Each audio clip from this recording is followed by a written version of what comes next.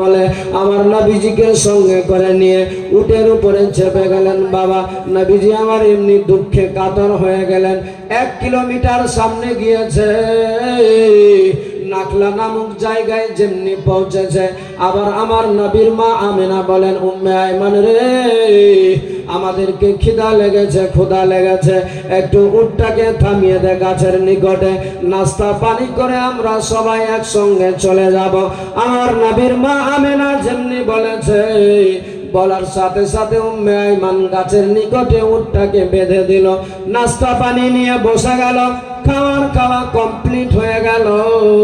আমার নবীর মা আমেনা বলতে লাগলেন, ও উম্মে আইমান, সামান পাতি উটের পিঠে বেঁধে দাও, আর দেরি করা যাবে না।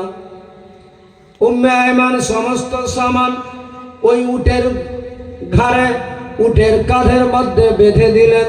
মা আমেনাকে সেই সময় আওয়াজ দিয়ে বলেন, আমেনা, তুমি উটের পিঠে সামান পাতি বাঁধতে বললে, আমি বেঁধে দিয়েছি, এবার চলে এসো। মা আমেনা কোনো সাড়া দিলেন না, কোনো জবাব দেয় না। দ্বিতীয়বার বলেন, ও আমেনা, তুমি আমারে সামান পাতি বাঁধতে বললে, তোমারে আসতে বলি, কেন তুমি সাড়া দিচ্ছ না? দ্বিতীয় কথা দাও মা আমেনা যেন আর কোনো কথা বলে না। তৃতীয়বার বলে, ও আমেনা, তুমি কি আমার কথা শুনতে পাচ্ছ না? যেমনি বলেছে, মা আমেনা হাতের ইশারা দিয়ে বলে, উম্মে আইমান রে, আয় একটু কাছে আয়, কাছে আয়, হয়তো আমি আর যেতে পারবো না এখান থেকে। যেমনি হাতের ইশারা দেখেছে আমার নবীর মা আমেনা, যেমনি ডেকেছে, উম্মে আইমান উঠ থেকে নেমে চলে আসলেন মা আমেনার কাছে।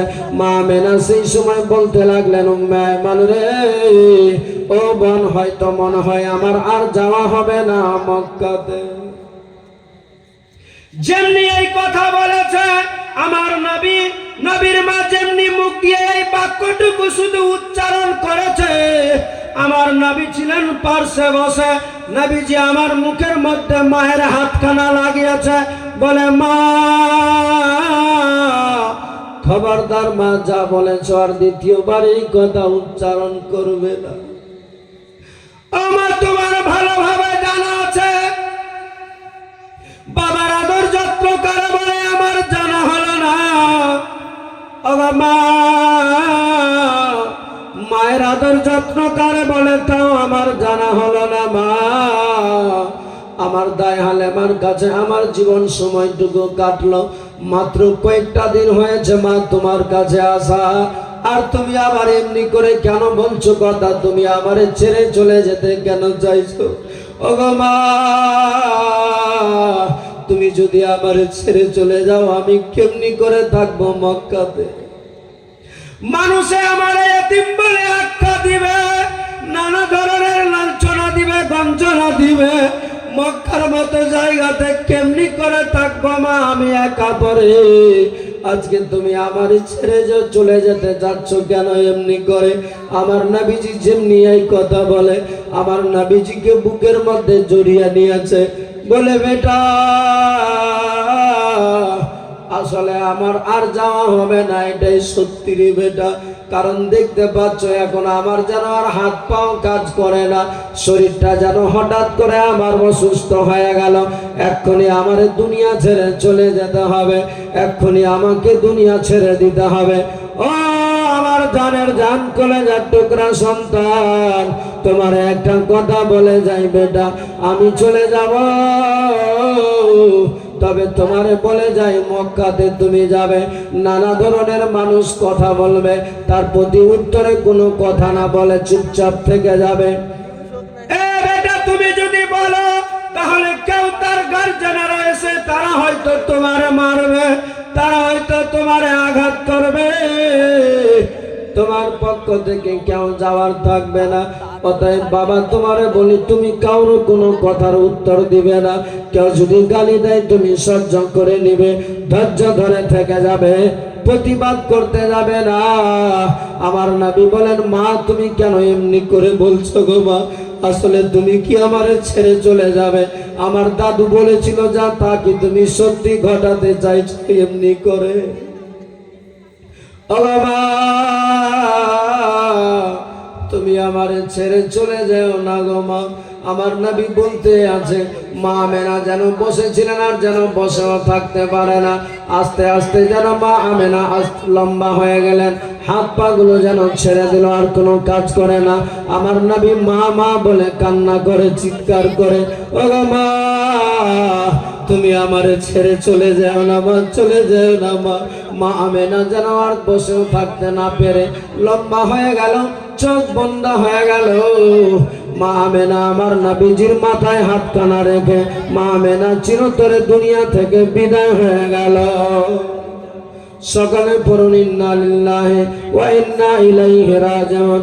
এ মুসলমান বাবাজি ভাইরা, আমার নবী কামলিওয়ালা যেমনি দেখতে পেয়েছে আমার নবী নাই মা নাই পৃথিবীতে বেঁচে, আমার মা আমার ছেড়ে চলে গেল, আমার মা যে আমারে একা রেখে দিল,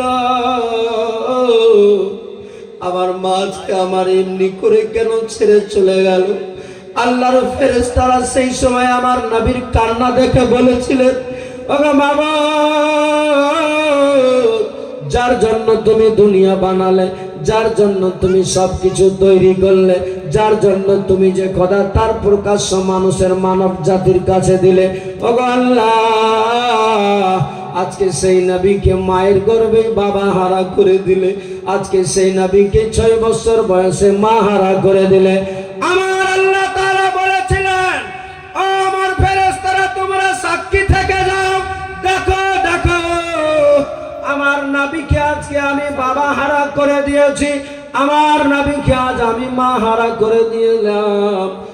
দেখো আজকে এই আমার নবী দুনিয়ার বুকে থাকবে, পৃথিবীর মুখে থাকবে, মক্কা মদিনায় এমনি অনেক শত শত সন্তান থাকবে, কারো মাও থাকবে না, কারো বাবাও থাকবে না, অনেক সন্তান থাকবে, তার বংশে কেউ থাকবে না। আমার নবী তার মাথায় হাত বোলাবে, আমার নবী তারা নিয়ে আদর যত্ন করবে, কারণ এতিমের আদর যত্ন যে এতিম হয়েছে সে বুঝতে পারবে, বাকি কেউ বুঝতে পারবে না। এই জন্যই আমি আমার নবীকে এতিম বানিয়েছি। ধৈর্য কারে বলে, সবুর কারে বলে, আমার নবীকে দিয়ে সারা পৃথিবীর মানুষকে শিক্ষা দেব। এই জন্যই বাবাজি ভাইয়েরা, আমার আল্লাহ তাআলা ফেরেশতাদেরকে দিয়ে বলে দিলেন, ফেরেশতাদেরকে বুঝিয়ে দিলেন, কিন্তু আমার নবীর দুঃখ দেখে ফেরেশতারা পর্যন্ত বলেছিলেন, মাবুদ আমরাও যে আর সহ্য করতে পারি না, তোমার নবীর চোখে পানি দেখে যে আর সহ্য হয় না। আমার নবী নাখলা নামক জায়গার মতো জায়গাতে এলান করে বলেছিলেন, ও আমার নাখলা নামক জায়গার লোকেরা, আজকে আমার মা নাই পৃথিবীতে বেঁচে, আমার মা আজকে আমাকে ছেড়ে চলে গিয়েছে, চিরতরে বিদায় হয়ে গেল। আজ তোমরা আমার মায়ের সমাধির জন্য কে একটু আসবে, সাহায্য করবে বলো? আমার মায়ের কাফন দাফনের জন্য কে একটু হাত বাড়াবে বলো? আচ্ছা বলুন তো বাবা, আমরা যদি সেই যুগে থাকতাম, আমরা যদি সেই টাইমে থাকতাম, আমার নবী যদি ডাক দিত, আমার নবী যদি আওয়াজ দিতেন, তাহলে আমরা সেই দিনে কি আমরা সাড়া দিতাম না? দিতাম না? যদি দরকার লাগতো নিজের জীবন দিয়ে দিতাম, কারণ আমার নবী ডেকেছে। নাখলা নামক জায়গার সব লোকেরা আমার রাসূলুল্লাহর যদিও মাত্র 6 বছর বয়স, তারা সঙ্গে সঙ্গে আমার নবীর কথাতে, আমার নবীর ডাকেতে, আমার নবীর আওয়াজে তারা সঙ্গ দিয়েছিল। এ মুসলমান বাবাজি ভাইরা, আজকের দিনে আমি আপনাদের কাছে একটু শুধু প্রমাণ দেখতে চাই, সত্যি যদি আমাদের নবী ওই যুগে থাকতাম, আমরা যদি বেঁচে থাকতাম, সেই যুগে আমাদেরকে আল্লাহ যদি তৈরি করত, আমার নবী যেমনি ডেকেছিলেন আমরা যদি সঙ্গ দিতাম, এটুকু মনে করে আজকের দিনে যদি আপনি ফাতিহাতে অংশগ্রহণ করার জন্য মুক্ত হস্তে যদি কিছু দিতে পারেন খোদার রাহে, আল্লাহ তাআলা বলবে, দেখো দেখো দেখো দেখো আমার নবীজির যার জন্য জাহান সৃষ্টি, যার জন্য দুনিয়া তৈরি, যার জন্য আমি আল্লাহ প্রকাশ্য হয়েছি, তার জিন্দেগানি শুনতে গিয়ে মুক্ত হস্তে তারা ফাতিহাতে অংশগ্রহণ করেছে। এ আমার ফেরেশতারা, তোমরা সাক্ষী থেকে যাও, এর জীবনের সমস্ত গুনাহ খাতা আমি আল্লাহ ক্ষমা করে দিলাম। আল্লাহ ক্ষমা করে দিবে।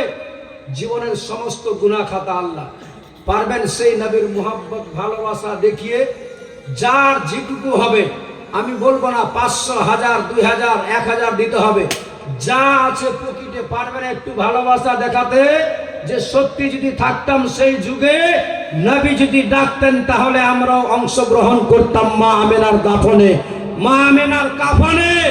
আজকের দিনে সেই আশা নিয়ে পারবেন একটু মুক্ত হস্তে ভালোবাসা দেখাতে? একটু দেখান দেখি, 5টা মিনিট দেখবো একটু আপনাদের ভালোবাসা। পারবেন না? 5000, 10000 চাই না, 100, 500, 200 যা আছে দেখি একটু ভালোবাসা দেখান তো, ছোট্ট 2 মিনিট দেখতে চাই আপনাদের কাছে। তবে না আল্লাহ রাজি হবে। আল্লাহ বলবে দেখো দেখো আমার নবীর জিন্দেগানি শুনে, আমার নবীর কথা শুনে মুক্ত হস্তে দিয়েছে।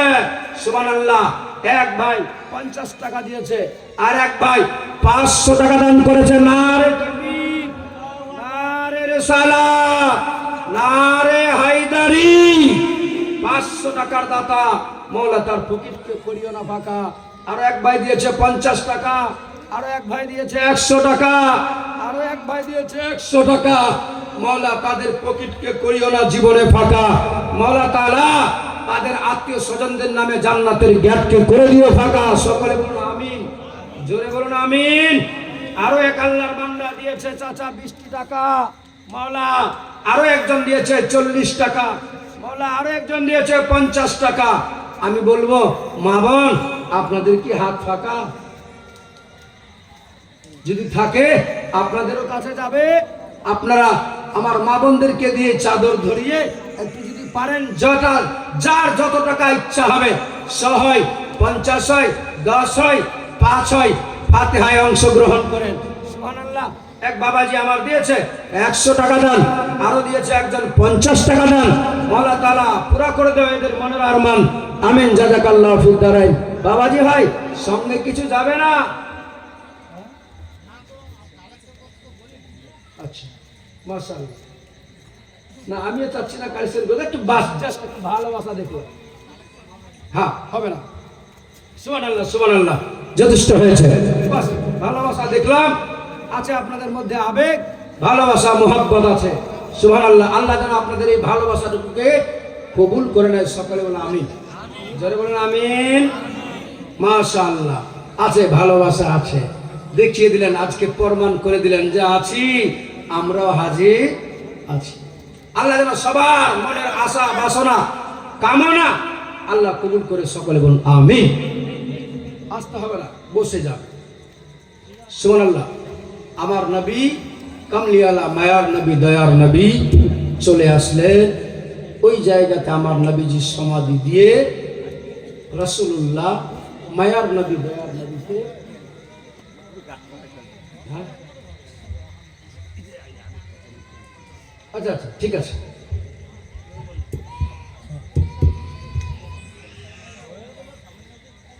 জাস্ট একটু ভালোবাসা দিয়েছিলাম, অবশ্যই অন্য কিছু না, ঠিক আছে বাবাজি ভাই। আপনাদের প্রতি এনাদের কমিটির পুরো আবেগ, মনের খুব ভালোবাসা জোর আছে। পয়সা লাগবে না, শুধু খালি বসে থাকা লাগবে। নবীজি ভাই দেখুন, বাবাজি ভাইরা ও আমার মায়েরা, আমার নবী দোজাহানের বাদশাহ উম্মে আইমানকে সঙ্গে করে নিয়ে চলে গেলেন বাড়িতে। যেমনি দাদুর কাছে নেমেছে, দৌড়াতে দৌড়াতে আমার আব্দুল মুত্তালিবের কাছে হাজির হয়ে গেলেন। নবীজি দাদুকে জড়িয়ে ধরেছেন, বলছেন দাদু গো, ওগো দাদু, আপনি যা বলেছিলেন তাই ঘটে গেল, তাই হয়ে গেল। আমার মা আজ আমারে ছেড়ে চলে গেল। দাদু গো, আমারে আর ভালো লাগে না।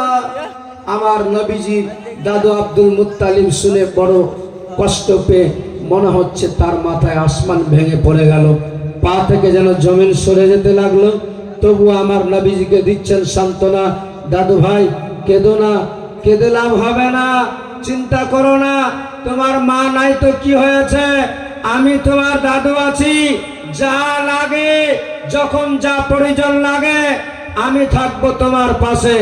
আমার নবীজি বলেছিলেন, দাদু মা তো মা হয়, বাবা তো বাবা হয়, তুমি আমারে দিচ্ছ শুধু সান্ত্বনা, যারে আমার আল্লাহ সারা জাহানের জন্য রহমত বানিয়ে পাঠিয়েছে, সেই নবী আমার নিজের দাদুকে বলছে, দাদু গো, মায়ের ভালোবাসা, বাবার ভালোবাসা কেউ দাদু দিতে পারে?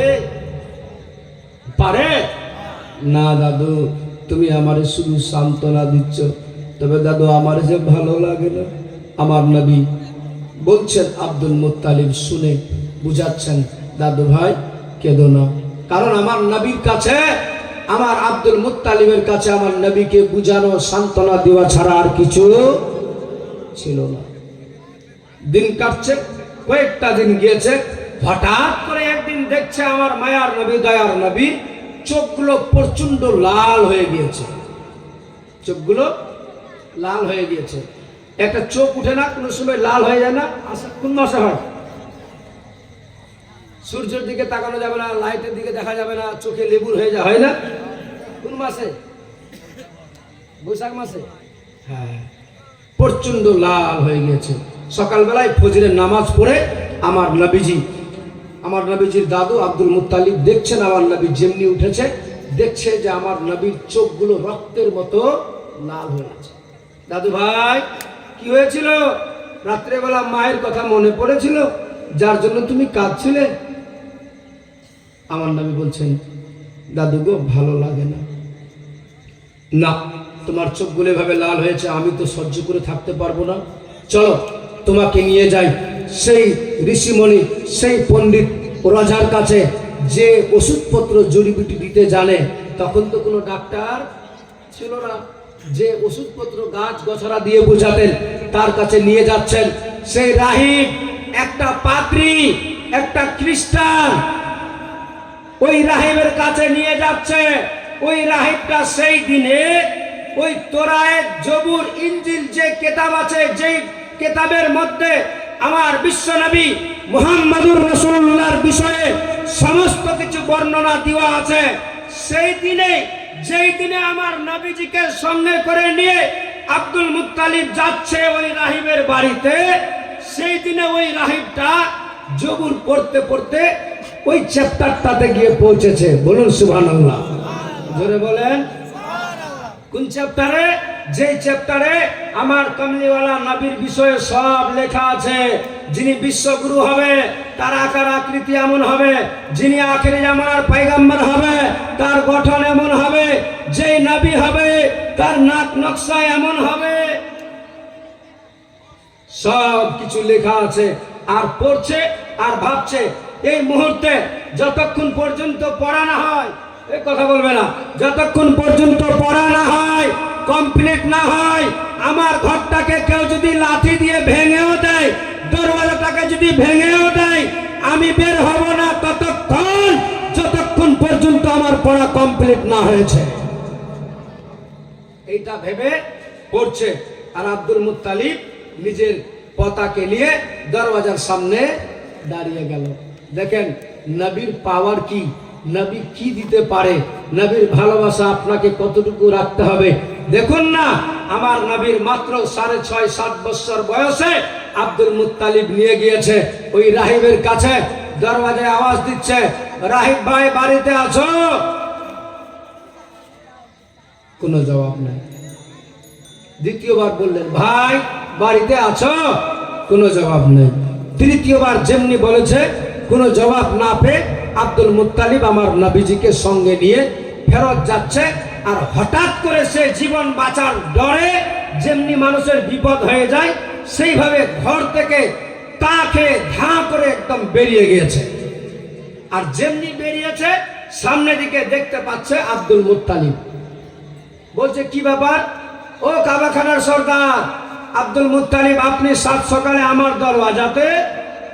আব্দুল মুত্তালিব বলছেন, ভাই এসেছিলাম আমি তোমার কাছে কোনো কাজে, কিন্তু তোমারে আমি একবার নয়, দুইবার নয়, 3 বার আওয়াজ দিলাম, তুমি আমার কথায় কোনো সাড়া দিলে না, কোনো প্রতি উত্তরের জবাব দিলে না, তাই আমি চলে যাচ্ছি।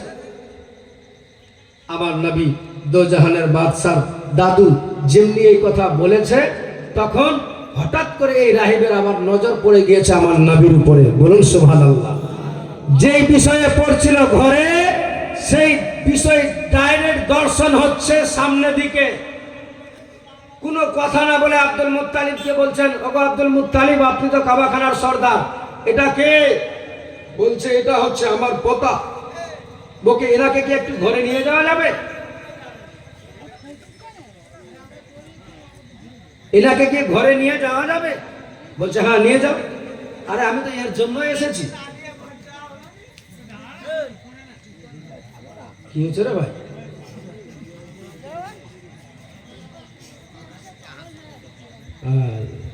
এমনি করলে হয়?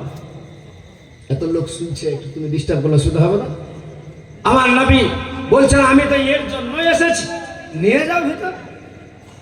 আমার নবীজিকে সঙ্গে করে নিয়ে গেলেন ভিতরে, একটা উঁচু জায়গাতে বসিয়ে পড়ছেন, মিলাচ্ছেন, আকার আকৃতি গঠন যা আছে কিতাবে, যা আছে বইয়ে মিলে যাচ্ছে আমার রাসূলুল্লাহর চেহারাতে। পিছন দিকে যেমনি কাপড়টা তুলেছে, দেখছে যে আখিরি জামানার পয়গাম্বর যিনি হবে, যিনি বিশ্বগুরু মুহাম্মদুর রাসূলুল্লাহ হবে, তিনার পিঠের মধ্যে মুহরে নবুয়ত থাকবে, যেখানে লেখা থাকবে লা ইলাহা ইল্লাল্লাহু মুহাম্মাদুর রাসূলুল্লাহ সাল্লাল্লাহু তাআলা আলাইহি সাল্লাম। সঙ্গে সঙ্গে জামাটাকে তুলে দেখছে মোহরে নবুয়ত রয়ে আছে। মোহাব্বতে ভালোবাসায় চুম্বন দিয়ে আমার নবীজিকে সঙ্গে করে নিয়ে বের হয়েছে। বলছে ওগো আব্দুল মুত্তালিব, এবার আমি বুঝতে পেরেছি, এখন আমি বুঝতে পারলাম যে আমার ঘরটা কেন এমন হলো, কেন কি হলো। বলছে আমি এখন বুঝতে পেরেছি, যখন তুমি আমারে আওয়াজ দিলে আমি তখন বই পড়তেছিলাম, আমি মনে করেছিলাম যতক্ষণ পর্যন্ত কমপ্লিট পড়ানো হয়েছে ততক্ষণ পর্যন্ত আমার দরওয়াজাটা কেউ যদি লাঠি দিয়ে ভেঙে দেয় আমি বের হব না, যতক্ষণ কমপ্লিট পড়ানো হয়েছে বিশ্বগুরু মুহাম্মাদের ব্যাপারে। কিন্তু তুমি জানো, আমি যখন পড়ছিলাম সেই সময় তুমি যখন তৃতীয়বারে আওয়াজ দিলে, সেই সময় দেখছি আমার ঘরটা ভূমিকম্পের মতো হিলে যেতে লাগলো। আসলে বুঝতে পারলাম যিনার জন্য জাহান সৃষ্টি সে বাইরে দাঁড়িয়ে আছে, আমি বিয়াদবের মতো ঘরে পড়ব। আমার সেই সৃষ্টিকর্তা সহ্য না করতে পেরে আমার ঘরটাকে ভূমিকম্পের মতো হিলিয়ে দিয়েছে। জীবন বাঁচানোর জন্য আমি ঘরটা থেকে বেরিয়ে গেলাম, বেরিয়ে আসলাম, তো সামনে সরাসরি দেখতে পাচ্ছি। আমি কি দেখতে পাচ্ছি? যে দেখতে পাচ্ছি ওই দেখো কামলিওয়ালা, যেই বিষয়ে পড়লাম কিতাবে সেটাই দেখছি সামনে দিকে। বলছে ভাই আসলে আমি এসেছিলাম তোমার কাছে। হ্যাঁ বলেন কি জন্য এসেছিলেন? বলছে আমি আসলাম, এনার চোখগুলো আমার দাদু ভাইয়ের লাল হয়ে গেছে, রক্তের মতো লাল হয়ে গেছে। তোমার কাছে যদি কোনো ওষুধ বুড়ি থাকে, কোনো যদি মেডিসিন থাকে দিয়ে দাও একটু তাড়াতাড়ি করে। আব্দুল মুত্তালিবকে সেই সময় বলেছিলেন, ওগো কাবাখানার সর্দার, ওগো আব্দুল মুত্তালিব, এই আপনার পোতার জন্য পৃথিবীর কোনো কোণে, পৃথিবীর কোনো দোকানে কোনো মেডিসিন পাওয়া যাবে না, কোনো ওষুধপত্র পাওয়া যাবে না। তাহলে কি হবে? বলে একটাই রাস্তা আছে, যদি মেডিসিন নিতে চাও অন্য কোনো মেডিসিন লাগবে না। এই বিশ্বগুরু আপনার পোতার মুখের যে থুতু মোবারক আছে সেই থুতু লাগার সাথে সাথে তার চোখ ভালো হয়ে যাবে। জোরে বলেন ভালো হয়ে যাবে? বলে হ্যাঁ, দেখেন তিনি খালি একবার লাগিয়ে। আমার আব্দুল মুত্তালিব বলছেন, দাদু ভাই যদি এমনি ব্যাপার থাকে তাহলে এতক্ষণ ধরে দরওয়াজায় ঠক ঠকার কি দরকার ছিল? কথা নাই। আমার নবীজি বলছেন, বলে আমার নবীজি তাকিয়ে আছে। আব্দুল মুত্তালিব বলছেন, দাও তো ভাই একটু নিজের থুতু লাগাও তো চোখে। যেমনি থুতু নিয়ে চোখের মধ্যে লাগিয়েছে, লাগার সাথে সাথে খোদার হুকুমে আমার নবীর চোখগুলো, যেই চোখগুলো রক্তের মতো লাল হয়েছিল সেই চোখগুলো সঙ্গে সঙ্গে ঝকঝকা পরিষ্কার হয়ে গিয়েছে। নবীর থুতুর পাওয়ার কি! যেই নবীর থুতু লবণাক্ত কুয়ার মধ্যে ফেলে দিলে ওই কুয়ার পানি মিঠা হয়ে যায়। আজ পর্যন্ত স্মরণীয় হিসাবে মানব জাতিকে বোঝার জন্য আমার আল্লাহ তাআলা ওই কুয়াকে রেখে দিয়েছে। দেখো, যে কুয়ার পানি লবণাক্ত, যে কুয়ার পানি মুখে দেওয়া যেত না, নবী শুধু থুতু ফেলেছে। নবী থুতু ফেলার বরকতে আল্লাহ ওই কুয়ার পানিকে মিঠা বানিয়ে দিয়েছে। এটা হলো নবীর থুতুর পাওয়ার। ওই নবীর ভালোবাসা যদি আমরা অন্তরে সঠিকভাবে রাখতে পারি, ওই নবীর ভালোবাসা যদি আমরা মনে সঠিকভাবে রাখতে পারি, আমাদেরকে শয়তান কোনো ধোঁকায় ফেলতে পারবে না, কোনো কুপথে আমরা যাব না। আমরা শরীয়তের পথে, শরীয়তের মতে আল্লাহ তাআলা আমাদেরকে কবুল করে নিয়ে বলুন আমিন। জোরে বলুন আমিন। এ বাবা, ভালোবাসা কার নাম? নবীর সাহাবীরা দেখিয়েছে পৃথিবীর মানুষকে। নবীর 4 জন খলিফা, যার নাম, প্রথম খলিফার নাম কি? হযরতে আবু বকর সিদ্দিক। আমার নবীজি বলেছিলেন, ও আবু বকর, চলে যেতে হবে এই মক্কা ছেড়ে, হিজরত করে রাতের অন্ধকারে কাফেরদের অত্যাচারে। আমার নবী বলেছিলেন, যেই দিন বলেছে যাওয়ার যখন সময় হয়েছে, সেই সময় আমার নবী ছোটে শুধু বুঝাতে যাচ্ছে আসলে ভালোবাসা কাকে বলে। নবীজি আমার বলেছিলেন, কিন্তু দেখা যায় যেদিন নবী বের হচ্ছেন মক্কা থেকে, সেই দিনে আবু বকর সিদ্দিক রাদিয়াল্লাহু তাআলা আনহু নবীর সাহাবীর দরওয়াজায় আওয়াজ যেমনি দিয়েছে, লাব্বাইক ইয়া রাসূলুল্লাহ বলে দরওয়াজাটা খুলে দিয়েছে। দেখছে আবু বকর সিদ্দিকের মাথার মধ্যে একটা পটলা রাখা আছে। আমার নবীজি বলছেন, আবু বকর, আপনি কি ঘুমাননি? আবু বকর, তোমার কি চোখে ঘুমো নাই? ঘুমাওনি?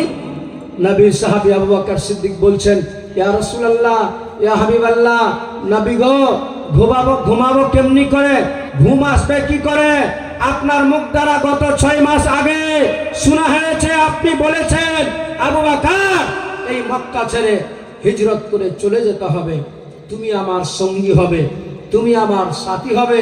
নবী গো, যেই 6 মাস আগে আপনি যেদিন বলেছেন, সেই দিন থেকে নিয়ে আজ পর্যন্ত রাত্রি বেলায় 1 সেকেন্ডের জন্য বিছানায় আমি পিঠ লাগাই নাই।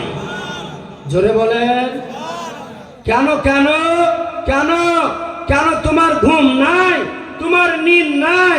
বলে, নবী গো, লাগাবো কেমন করে?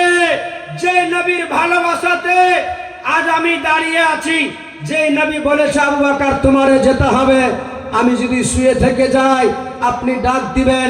এই মক্কার বেঈমানেরা, এই মক্কার কাফেরীরা, যারা আপনারে চিনলো না, যারা আপনারে বুঝলো না, আপনি যখন যাবেন তখনও তারা বুঝতে চাইবে না, তখন আপনার প্রতি তারা জুলুম করবে, তখন আপনার প্রতি তারা অত্যাচার করবে। সেই সময় আপনি আমারে আওয়াজ দিবেন।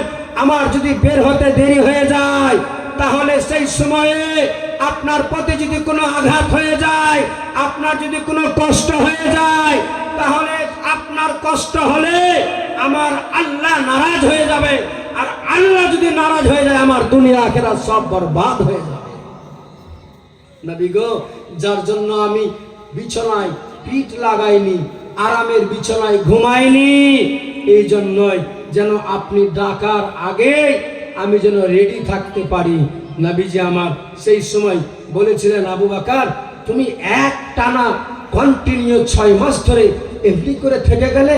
আবু বকর সিদ্দিক বলছেন, চোখ দিয়ে টস টস করে পানি, বলছেন, ইয়া রাসূলুল্লাহ, ইয়া হাবিবাল্লাহ, নবী গো, শুধু আমি যে আছি তা নয়, আমার মেয়ে যার নাম আসমা, এই আমার আসমা মেয়েটাও গত 6 মাস ধরে প্রতিদিন রাত্রি বেলা করে রুটি তৈরি করে, সবজি রেডি করে বর্তনের মধ্যে নিয়ে দাঁড়িয়ে থাকে সারা রাত্রি আপনার অপেক্ষাতে।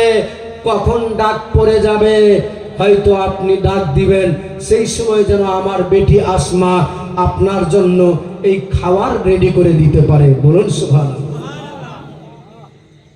এমনি আল্লাহ তাআলা তার প্রতি কত রাজি হয়েছে, যে আবু বকরকে সারা পৃথিবীর মানুষের কাছে বুঝিয়ে গেছে, দেখো নবীর প্রথম খলিফা যার প্রতি আল্লাহ রাজি হয়ে গেল, তার নাম পৃথিবীর মানুষের কাছে এমন করে রেখে গেল। তার জিন্দেগানি দেখে, তার জীবন শুনে, তার জিন্দেগানি শুনে নিজের ঈমানকে তাজা করে নেবে। নিজের ঈমানকে তাজা করতে পারলে আমার নবী খুশি হয়ে যাবে। নবী খুশি হলে আল্লাহ তোমার প্রতি রাজি হয়ে যাবে। এই বাবা ভাই, এই ভালোবাসা যদি আমাদের অন্তরে প্রকৃতভাবে আমরা রাখতে পারি, আমার আল্লাহ তাআলা আপনার প্রতি আমার প্রতি খুশি হয়ে যাবে। আমার নবী আরো বুঝাচ্ছেন সাহাবীদেরকে দিয়ে। একদিন জিজ্ঞেস করছেন, ও উমরে ফারুক, উমর, তোমার নবীকে তুমি কতটা ভালোবাসো? বলেছিলেন, ইয়া রাসূলুল্লাহ, ইয়া হাবিবাল্লাহ, জমি জায়গা, ছেলে মেয়ে, বাবা মা সবার চাইতেও আপনারে আমি বেশি ভালোবাসি। আমার নবী বলেছিলেন, উমর, তুমি এখনো পূর্ণাঙ্গ মুমিন মুসলমান হতে পারোনি। নবীর সাহাবী কেমন সাহাবী ছিলেন চট করে বুঝে গেল, সঙ্গে সঙ্গে বলছেন, ইয়া রাসূলুল্লাহ, ইয়া হাবিবাল্লাহ, নবী গো, জমি জায়গা, টাকা পয়সা সমস্ত কিছুর থেকেও, নিজের জীবন থেকেও আমি আপনারে বেশি ভালোবাসি। আমার নবী বলেছিলেন, ওমর, তুমি আবার পূর্ণাঙ্গ মুমিন মুসলমান হয়ে গেলে। জোরে বলে এ বাবা। আরেকটা বিচে কথা বলি, যদি শুধু আপনি নবীকে ভালোবাসবেন আর বাবা মাকে ভুলে যাবেন, লাভ হবে না। নবীকে ভালোবাসবেন, নামাজ ছেড়ে দিবেন, লাভ হবে না। নবীকে ভালোবাসা হবে তখন যখন আমার নবী যা ফরমান দিয়েছে, আমার নবী যা বলেছে, সেই পথে আপনাকে চলতে হবে। মা বাবাকে কষ্ট দেওয়া যাবে যাবে যাবে যাবে না। আপনি যদি মা বাবাকে কষ্ট দেন, নবীর পাক্কা আশিক বলেন যে আমি নবীর আশিক আছি, মা আপনার প্রতি নারাজ আছে, নিজের সংসার নিয়ে আলাদা খাচ্ছেন, আপনার বাবা কি খায় আপনি খবর নিলে না, আপনার বাবা কি করে আপনার খবর নেওয়ার সময় নাই, মা কি খেলো, কাপড় পেলো কি পেলো না, যে মা 10 দিন 10 মাস 10 দিন ধরে গর্ভে আপনারে রেখেছে, সেই মাকে বলে ভুলে গেলে, আপনি যদি সেই ভুলে গিয়ে দুনিয়াদারি নিয়ে নিজের সংসার নিয়ে ব্যতিব্যস্ত থাকেন, আল্লাহর কসম করে বলি, আপনি কোটি টাকা দিয়ে মসজিদ মাদ্রাসা তৈরি করো, শতবার হজ করো, লাভ হবে না, হবে না। লাভ হবে তখন যখন আপনার মা বাবা আপনার প্রতি রাজি হবে। লাভ হবে তখন আপনার মা বাবা যখন আপনার প্রতি সন্তুষ্ট থাকবে। আর যদি আপনি শুধু মা বাবাকে ভুলে গিয়ে নিজের বিবি বাচ্চাকে নিয়ে সব কিছু করেন, তাহলে আমার আল্লাহ আপনার ঠিকানা ওই জায়গায় করে দিবে, যেটা হচ্ছে একমাত্র জাহান্নাম, যে জাহান্নাম থেকে রেহাই পাওয়া যাবে না। আল্লাহ বলছে, বান্দা, আমি তোমাদের জন্য তওবার দরওয়াজা খোলা রেখেছি। কত গুনাহ করেছো, কত অন্যায় কাজ করেছো, কত মদ পান করেছো, কত নারী নির্যাতন করেছো, কত গাঁজা খেয়েছো, কত ইয়াবা খেয়েছো, কত 2 নম্বরি টাকা খেয়েছো, একবার তওবা কর, আমি আল্লাহ তোকে সব ক্ষমা করে দিব। জোরে বলেন সুবহানাল্লাহ। আল্লাহর কত মায়া। আল্লাহ বলছে, বান্দারে, তুমি যদি একবার আত্মসমর্পণ করো, তুমি যদি একবার তওবা অন্তর থেকে করে নিতে পারো, তোমার পাহাড় সমতুল্য গুনাহ আমি আল্লাহ সাথে সাথে ক্ষমা করে দেব। আমরা শরীয়তের পথে আসবো তবে না, তওবা করব তবে না। এ ভাই, আপনি একবার নিজের বিবেকটাকে প্রশ্ন করবেন। সারাদিন ব্যতিব্যস্ত সময় পাই না, রাত্রিবেলায় যখন ঘুমাবেন, আপনাকে আমি বলে যাই, একদিন মনে রাখবেন, সত্যি যদি এটুকু আপনি করতে পারেন, যে মালদা থেকে এসেছিল মৌলানা রেজাউল করিম আশরাফি, সে বলে গিয়েছিল, যদি তার কথাটা আগে শুনতাম আর যদি সেই মতে চলতাম তাহলে অনেক ভালো হতো। এটুকু আপনি গ্যারেন্টি দিয়ে আমি বলি, আপনি বলতে বাধ্য হবেন। আপনি শুধুমাত্র একটু কাজ করবেন, 1 মিনিট রাত্রিবেলায় যখন বিছানায় যাবেন, বালিশে যখন মাথা লাগাবেন, ঘুমাবার আগে 1 মিনিট শুধু ভাববেন, আল্লাহ, আমি তো তোমার কোনো কাজ করলাম না, তারপরে তুমি আমার জন্য খাওয়া দাওয়া চলাফেরা কিছুই বন্ধ করলে না। মাবুদ, আমি তো বিশাল বড় গুনেহগার। ভাববে শুধু, আজ সারাদিনে আমি কি অন্যায় কাজ করলাম। আচ্ছা, সারাদিন আমি কি করলাম, সকাল থেকে নিয়ে সন্ধ্যা পর্যন্ত, রাত্রেবেলা যদি ভাবি, বলতে পারবো না? পারা যাবে না? অবশ্যই যাবে যে আজকে আমি কার সঙ্গে কাকে গালি দিলাম, কার সঙ্গে বাটোয়ারি করলাম, কার টাকা মেরে নিলাম, কার সঙ্গে 2 নম্বরি করলাম, কাকে আমি অসৎ কথা অসৎ ব্যবহার দেখালাম, কার সঙ্গে আমি মিথ্যা কথা বললাম, কার সঙ্গে আমি এমন অসৎ কথা বলেছি যেই কথাতে আল্লাহ নারাজ আছে। এই সব বিষয় একবার ভেবে আল্লাহ বলবেন, আপনি বলবেন আল্লাহ আমি তো তোমারই বান্দা, আমার দ্বারা বড় গুনাহ হয়েছে, আমি বড় অপরাধী, আমি বড় গুনাহকারী, গুনাহ খাতাকার। আল্লাহ তোমার রহমতের নজরে কুদরতি পাওয়ারে আল্লাহ তুমি আমার একবার ক্ষমা করে দাও। আল্লাহ আমাকে শয়তানের ধোঁকা থেকে হেফাজত করে নাও। তওবা করছি আল্লাহ, আমি কলমা পড়ে নিবে লা ইলাহা ইল্লাল্লাহ মুহাম্মাদুর রাসূলুল্লাহ। এইটুকু করে যদি আপনি ঘুমিয়ে যান, আপনাকে আমি গ্যারান্টি দিয়ে বলছি, আপনি যদি সেই রাত্রিতে মারা যান, আল্লাহর কসম করে বলি, আল্লাহ যদি কবুল করে নেয় তাহলে আপনি জান্নাতের মধ্যে ঠিকানা হয়ে যাবে, আপনি জান্নাতি হয়ে যাবেন। যদি বলেন ডেলি ডেলি চুরি করবো, ডেলি ডেলি তওবা করবো, হবে? হবে? হবে না। কিন্তু এটাও কি কেউ বলতে পারবে কোন দিনের তওবা আল্লাহ কবুল করে নেবে? বলতে পারবে? আমি 5 ওয়াক্ত নামাজ পড়ছি, কখনকার নামাজ আল্লাহর দরবারে কবুল হবে, কেউ বলতে পারবে? পারবে না। অতএব এটাও মনে করে নিতে হবে যে আমি প্রতিদিন, এটা আমাদেরকে ট্রেডিশন বানিয়ে নিতে হবে যে ঘুমাবার আগে একবার নিজের গুনার দিকে ঝাঁকিয়ে, গুনার দিকে তাকিয়ে খোদার কাছে আত্মসমর্পণ করে ঘুমাবেন। হতে পারে ওই রাত্রিটাই, যে রাত্রিতে আপনি তওবা করেছেন, ওই রাত্রিটাই হয়তো আপনার জীবনের শেষ রাত হয়ে যেতে পারে। আল্লাহর দরবারে যদি তওবা কবুল হয়ে যায়, আপনি জান্নাতে চলে যাবেন। আর যদি তওবা ছেড়ে আপনি মরে যান, তাহলে আপনার জাহান্নাম ছাড়া ঠিকানা কথা হবে না। এই জন্য আল্লাহ বলছে, বান্দারে তোমার জন্য আমি তওবার দরওয়াজা খোলা রেখেছি ততক্ষণ যতক্ষণ তুমি পৃথিবীতে বেঁচে আছো, পৃথিবীতে দুনিয়ায় বেঁচে আছো। তওবা করে নিবে, আমি ক্ষমা করে দিব। আর যদি না করো, কবরে আসতে গেলে আমি তোমার জন্য কাহার হয়ে যাব, তোমার জন্য আমি আর মায়া, তোমার প্রতি আমার দয়া থাকবে না। কারণ আমি তোমাদেরকে 18,000 মখলুকাতের মধ্যে শ্রেষ্ঠ মখলুক বানিয়েছি। আমি চাই না যে কোনো বান্দা আমার জাহান্নামে যাক, যার জন্য আমি তওবার দরওয়াজা খোলা রেখেছি। এ বাবা, আমি বললাম মা বাবাকে কষ্ট দেওয়া যাবে না। আমার নবীজি বুঝাচ্ছেন, একটা নবীর সাহাবী যার নাম ছিল আলকামা। কি নাম? একটু কথা বলতে হবে। আলকামা, হযরতে আলকামা আমার নবীর সাহাবী, মায়ার নবী, দয়ার নবীর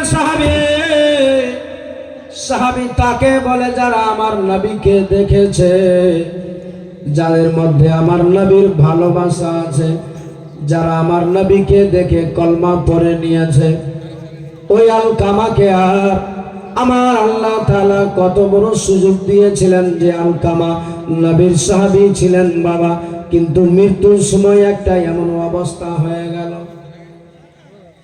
মৃত্যুর সময় আলকামার যেন বড় বড় চোখগুলো বেরিয়ে গিয়েছে, জিহ্বাটা যেন বড় হয়ে বেরিয়ে আছে। খবর চলে গেল আমার রাসূলুল্লাহর দরবারে, বলে ইয়া রাসূলুল্লাহ, ইয়া হাবিবাল্লাহ, নবী গো, আপনার প্রিয় সাহাবী যার নাম আলকামা, এই আলকামার চোখগুলো বড় বড় আছে, অসুস্থ হয়ে আছে, মৃত্যুর রাস্তাতে। ইয়া রাসূলুল্লাহ, ইয়া হাবিবাল্লাহ, নবী গো, তার জিহ্বাটা বড় হয়ে গিয়েছে, বেরিয়ে চলে এসেছে, তার কলমা নসিব হয় না, মুখ দিয়ে কলমাও পড়তে পারে না। আমার নবী শুনে গিয়ে বলতে লাগলেন, তার কানে গিয়ে তুমি কলমার ধ্বনি দাও। নবীর সাহাবীরা চলে গেলেন বাবা ওই আলকামার নিকটে, গিয়ে কলমার ধ্বনি আমার রাসূলুল্লাহর সাহাবী আলকামার কানের মধ্যে দিল। কিন্তু দেখা যায় আলকামার যেমনি জিহ্বাটা বেরিয়ে আছে তেমনি রয়ে গেল। সুবহানাল্লাহ। নবীর সাহাবীরা দৌড়াতে দৌড়াতে আমার রাসূলুল্লাহর দরবারে চলে গেলেন, বলে ইয়া রাসূলুল্লাহ, ইয়া হাবিবাল্লাহ, নবী গো, আপনার সাহাবী আলকামা আপনি যেমনি বললেন তেমনি করলাম, কিন্তু কোনো লাভ হলো না।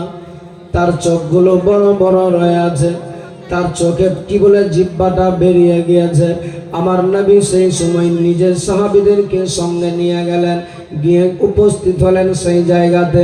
নবীজি আমার বলতে লাগলেন, আমার রাসূলুল্লাহ ওই আলকামার নিকটে গিয়েছে, আলকামার মাথার মধ্যে হাতখানা রেখেছে। জিবরিল আমিন সঙ্গে সঙ্গে খোদার হুকুমে নেমে গেলেন আমার রাসূলুল্লাহর কাছে।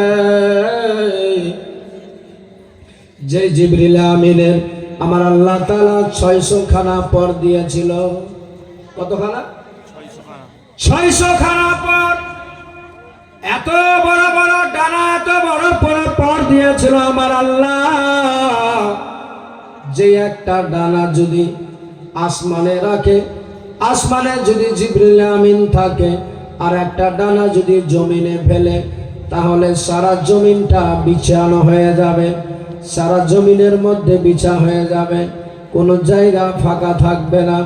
আরো হাদিসের মধ্যে পাওয়া যায় যে জিবরিল আমিনকে আমার আল্লাহ তাআলা এত বড় বানিয়েছে, পৃথিবীতে সবথেকে বড় 7টা সাগর, এই 7টা মহাসাগরের সমস্ত পানি যদি জিবরিল আমিনের মাথার উপরে ছাড়া হয়, তাহলে সেই পানিটা জিবরিলের মাথা থেকে পা পর্যন্ত পৌঁছাতে পৌঁছাতে 7টা সমুদ্রের পানি, 7টা সাগরের পানি থেকে যাবে, কিন্তু জমিনে একটা কাতরা পড়বে না। সুবহানাল্লাহ হবে না? সুবহানাল্লাহ। কেমন ছিলেন জিবরিল আমিন? ওই জিবরিল আমিন এসে পৌঁছে গেলেন আমার নবীজির কাছে, বলছেন, ইয়া রাসূলুল্লাহ, ইয়া হাবিবাল্লাহ, নবী গো, এই আলকামার জন্য আপনি দোয়া চাইবেন না। দোয়া চাইবেন, দোয়া চেয়ে লাভ হবে তখন তার মা তার প্রতি রাজি হবে যখন। যদি তার মা রাজি না হয়, তাহলে তার কলেমা নসিব হবে না। আমার নবী বুঝে গেলেন যে মা কষ্ট পেয়েছে। এই বাবু কথা বলছে, নবীজি আমার গিয়ে আলকামার মায়ের কাছে দাঁড়ান, গিয়ে বলছেন, এ মা কথা বলো না মা। বলছেন, মা, ও মা, তোমার সন্তানের প্রতি তুমি নারাজ আছো? তোমার সন্তানের প্রতি তোমার রাগ আছে? যেমনি আমার নবীজি বলেছে, সঙ্গে সঙ্গে ওই আলকামার মায়ের চোখ দিয়ে টস টস করে পানি বয়ে যাচ্ছে। কেন কাঁদছো মা, কেন, কি হয়েছে বলো? বলছে, বাবা রে, ইয়া রাসূলুল্লাহ, ইয়া হাবিবাল্লাহ, নবী গো, আমার এত কষ্ট দিয়েছে, একদিনের কথা আজও পর্যন্ত ভুলতে পারি না আমি। কোন দিনে কি হয়েছিল? বলে, ইয়া রাসূলুল্লাহ, ইয়া হাবিবাল্লাহ, নবী গো, একদিনে আমার এই আলকামা আমার বুকের মধ্যে একটা লাথি দিয়েছে, যে লাথির কারণে আমার অন্তরে এখনো পর্যন্ত সেই ব্যথা দাও দাও করে জ্বলে। সেই ব্যথা বেদনার কথা ভুলতে পারিনি আমি, আজও পর্যন্ত আমার মনে আছে, আর ভোলা যাবে না, কখনো ভুলতে পারবো না। আমার নবী বলেন, মা গো, ওগো আলকামার মা, তুমি যদি তোমার সন্তানকে না করো ক্ষমা, তাহলে তোমার সন্তানের ঠিকানা হবে জাহান্নামে, জান্নাতে যেতে পাবে না। এই আলকামার মা বলেছিলেন, ইয়া রাসূলুল্লাহ, ইয়া হাবিবাল্লাহ, নবী গো, আমার সন্তান জাহান্নামে যাবে না, কোথায় যাবে আমার দেখে লাভ নাই, কিন্তু আমার যে দুঃখ দিয়েছে আমি যে ভুলতে পারি না। আমার নবী বলেছিলেন, মা গো, তুমি যদি না ভুলো, তাহলে তোমার সন্তানের নসিব হবে না কলেমা, তোমার সন্তানের ঠিকানা জাহান্নামে হবে, জান্নাত পাবে না। আমার নবীর মা, আমার নবীজি এত রকম বোঝায়, কিন্তু আলকামার মা কোনো মতেই বুঝতে রাজি নয়। লাস্টের দিকে বলতে লাগলেন, মা, তুমি যদি না করো ক্ষমা, না করো ক্ষমা, তাহলে তোমার সন্তান জাহান্নাম ছাড়া কোথাও যাবে না, কোনো লাভ নাই, কোনো লাভ নাই। হযরতে আমার মায়ার নবী, দয়ার নবী যেমনি বলে, কোনো কথা না বলে সেই সময় বলেছিলেন, বাবারে আমি যতই চেষ্টা করি না কেন, কিন্তু সেই দিনের কথা, যেই দিনে আমার লাথি দিয়েছে, ওই কথাটা, ওই দুঃখ বিয়োগ বেদনাটা আমি ভুলতে পারি না। আমার নবী বলেছিলেন, ও মা, তুমি না ক্ষমা করলে আল্লাহ ক্ষমা করবে না।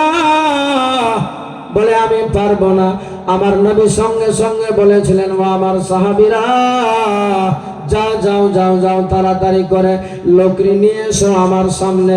যেমনি লকড়ির কথা বলেছে, সেই সময় আলকামার মা বলেছিলেন, বাবা, ইয়া রাসূলুল্লাহ, ইয়া হাবিবাল্লাহ, কেন লকড়ি আবার কি হবে?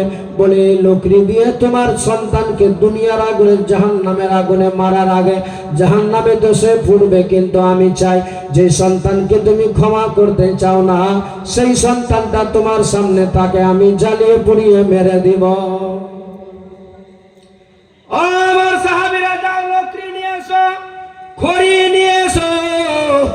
যেমনি বলেছে, আমার কামলিওয়ালা নবীর কথা শুনে খড়ি লকড়ি আনতে চলে গেল। এক জায়গায় নিয়ে এসে জমা করেছে, একত্রিত করা হলো। আমার নবীজি বলতে লাগলেন, ও আমার সাহাবীরা, যা যা যা যা, তাড়াতাড়ি করে আলকামাকে নিয়ে এই লকড়ির মধ্যে উপরে রেখে দে, আর আগুন লাগিয়ে দাও, দাও দাও করে, যেন সে দুনিয়ার আগুনে জাহান্নামে জ্বলার আগে যেন দুনিয়াতেই সে সাজা পেয়ে যায়। যেমনি বলেছে আমার নবীর কথা, সাহাবীরা যেমনি শুনেছে, সব সাহাবী যেন থরথর করে কেঁপে যায়।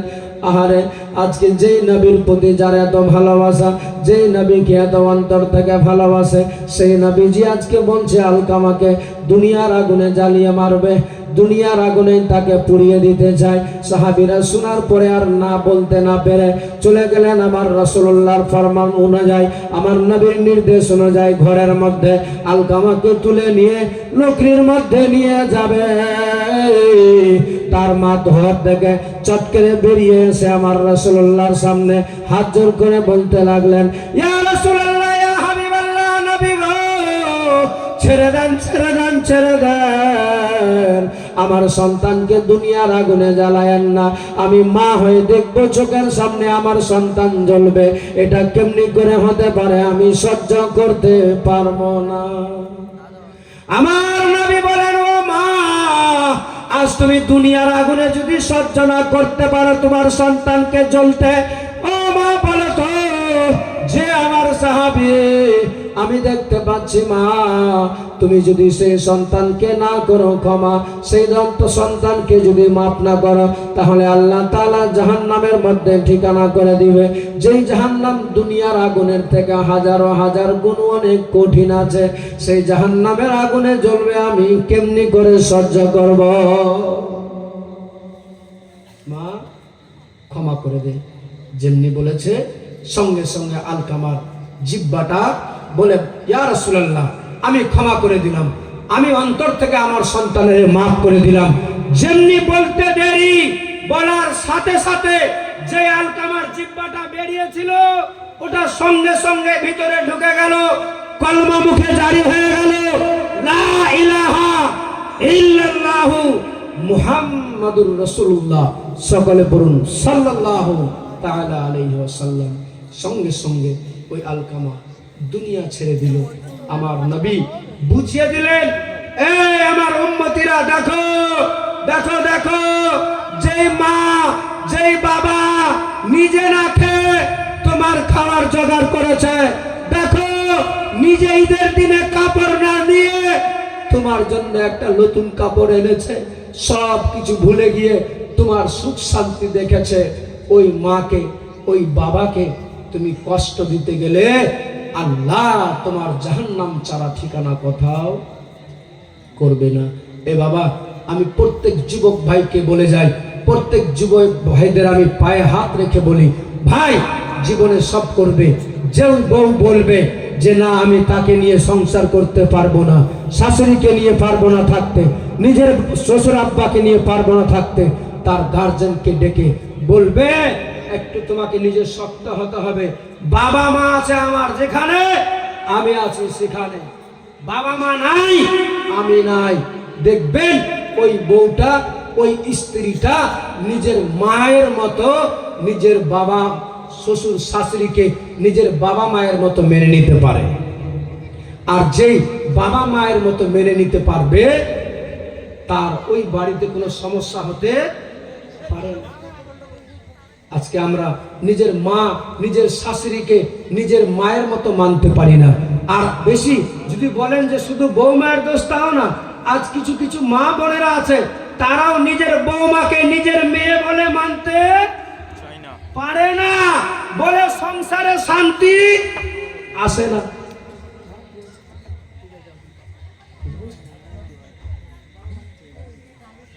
একবার দুরূদ শরীফ পড়ো, আল্লাহুম্মা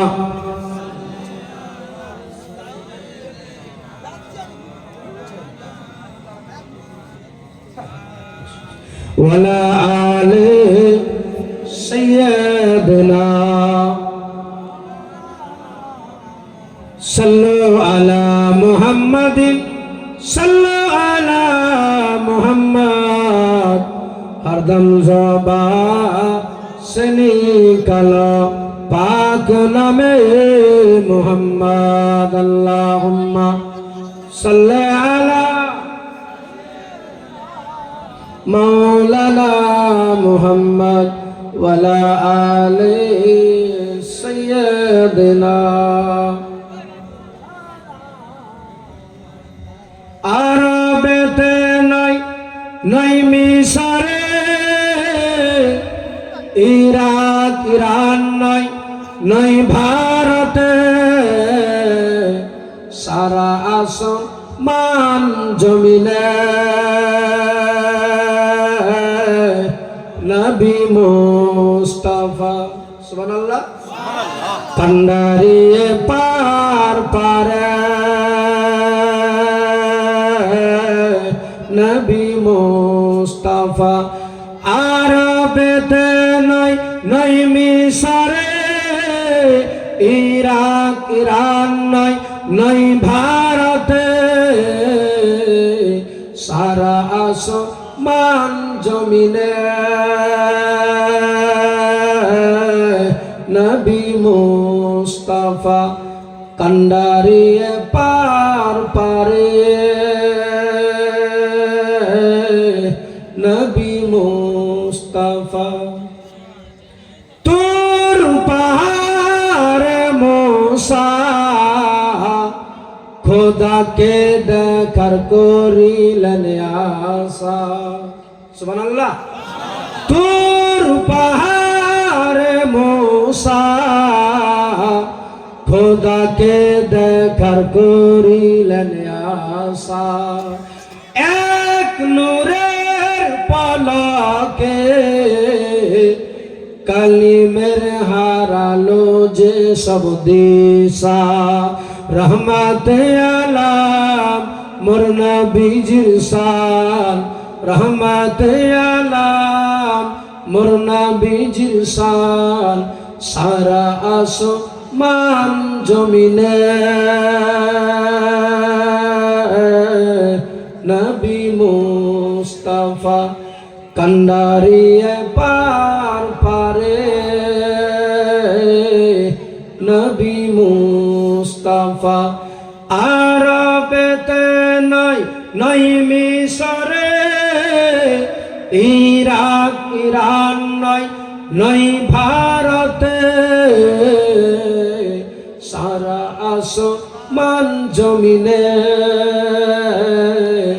নবী মুস্তাফা কান্ডারিয়ে পার পারে নবী মুস্তাফা। বাবাজি ভাই, অনেক রাত্রি হয়ে গেছে আর আপনাদেরকে কষ্ট দিতে চাচ্ছি না, বাস তবে শেষ মুহূর্তে একটা কথা বলে যাব। কি হলো ভাই? সব করেন, নামাজ থেকে সরে যান না। কারণ যদি বলেন যে গুনাহ হবে নামাজ হবে, এই কথা বলবে না, গুনাহ হবে নামাজ হবে, তো নামাজের কাজ নামাজ করবে, গুনহার কাজ এই জন্য তো দুটো আছে, একটা নেকি একটা ক্ষতি। আপনি যদি বলেন যে হ্যাঁ গুনহা হচ্ছে তো নামাজ পড়ে কি করব, আপনার যদি সম্পূর্ণ যদি খালি মাইনাস থাকে তো কোনো রেহাই পাওয়া যাবে যাবে না। আপনার যদি ইবাদত থাকে, কিছু যদি ভালো কাজ থাকে, আল্লাহর যদি দয়া হয়ে যায় তো আল্লাহ আপনাকে জান্নাতে দিবে না?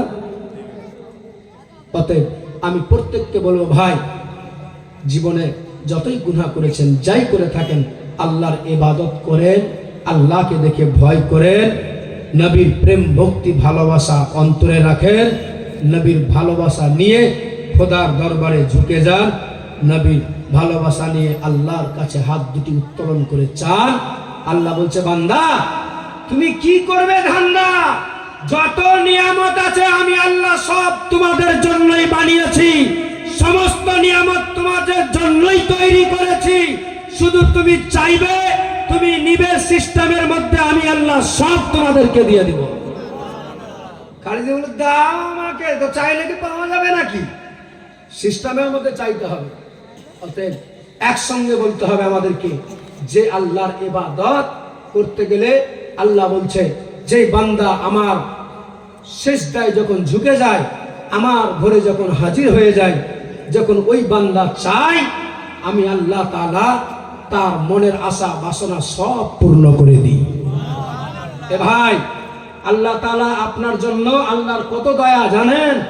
আপনার বাড়িতে আপনি বলছেন এত খাচ্ছি, এত পরিশ্রম করছি, জমি জায়গায় সারা জীবন পরিশ্রম করি, কিন্তু তারপরও আমার জুটে না, আমার আটে না, আমার সংসারের অভাব অনটন দূরে যাচ্ছেই না, যাবে কেমনি? আপনি যদি ওই শরীয়ত থেকে দূরে সরে যান, আপনার বাড়িতে রহমত হবে? হবে না।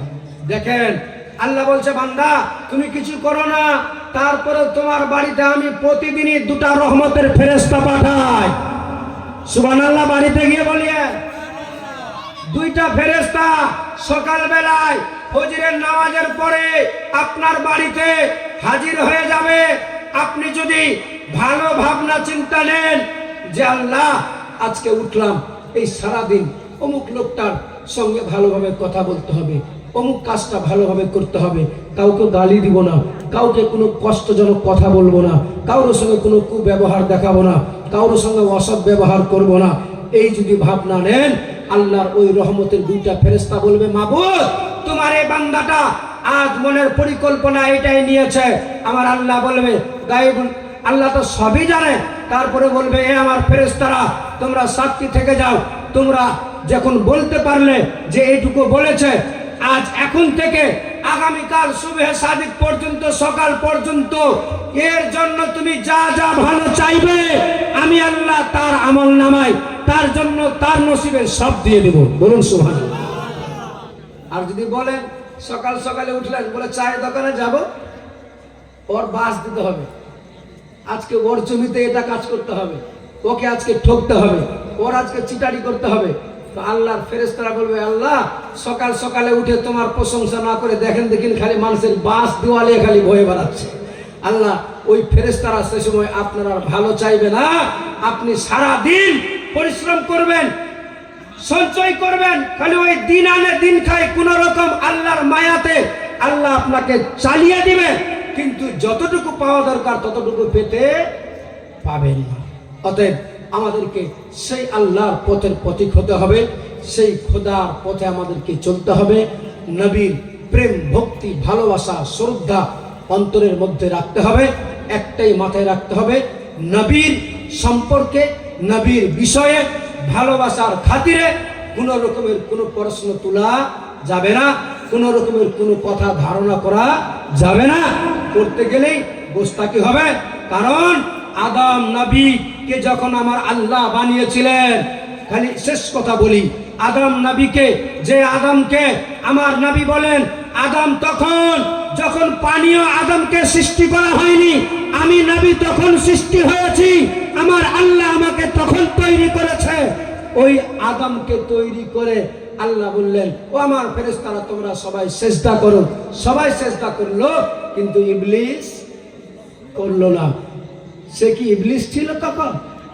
সে আজাজিল মালাইকা সমস্ত ফেরেশতাদের লিডার ছিল, সমস্ত ফেরেশতাদের মাস্টার ছিল, কিন্তু মাস্টার থাকার পরেও আদম নবীকে সিজদা না করার কারণে ডাস্টার হয়ে গেল, ডাস্টবিনে চলে গেল, লাভ হলো না।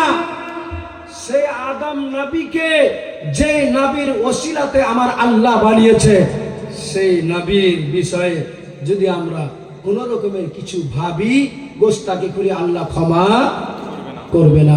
অতএব একসঙ্গে আমাদেরকে বলতে হবে, নবীর ভালোবাসা থাকবে অন্তরে ইনশাআল্লাহ তাআলা।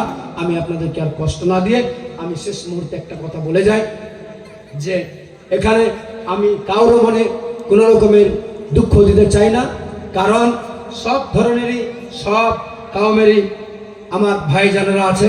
তবে আমি বলবো, এতটুকু বলে যাই, যে যেটা করছে তাকে আপনার দ্বারা সম্ভব নয়, আপনি করছেন না, তার মানে এটা নয় যে কেউ যদি করে তাকে আপনি বাধা দেওয়ার অধিকার নাই, তাকে আপনি নিষেধ করতে পারিয়েন না, করতে হবে না। সে যা করছে ওনাকে করতে দেন, আপনার কাজ আপনি করেন, নিজের আমল নিয়ে নিজে পার হবেন।